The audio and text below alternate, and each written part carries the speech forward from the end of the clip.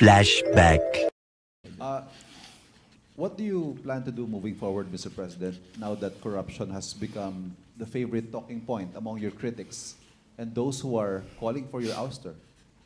My answer? My ouster. My ouster? Yes. Binabalik po nila sa inyo ito. From critics. Yeah. Oh no! Kung hindi ko sinabi yung sinabi ko sa SONA, wala tayong pinag-uusapan na ganito. I'm the one who exposed all of this.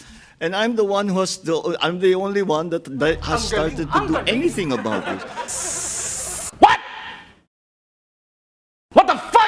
Huwag mo akong pigilan sa mga insertions ko.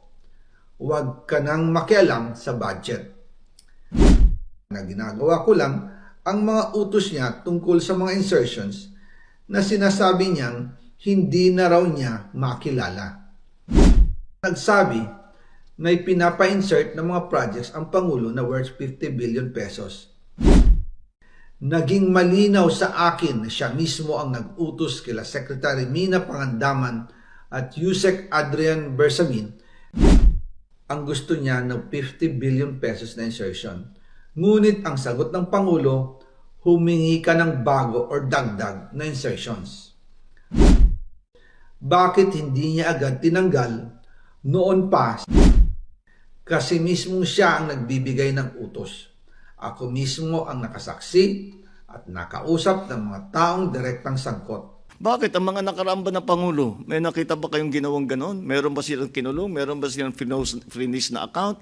Meron ba silang mga investigation na ginawa? Wala. Sa akin lang. Tapos sasabihin, ako daw ang may kagagawan. Eh kung talagang racket ko yun, ba't ko sisirain yung racket ko? Di ba? That makes absolutely no sense. So... End of Flashback.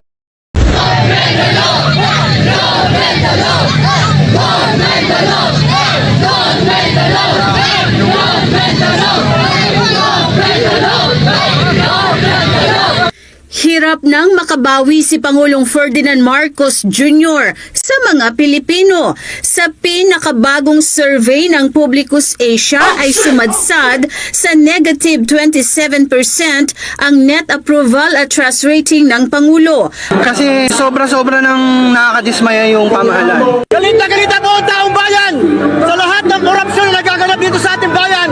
Mga Pilipino naghihirap dahil sa kagagawan ng mga walang katarungan na mga namumuno sa ating bansa. Patunay umano ang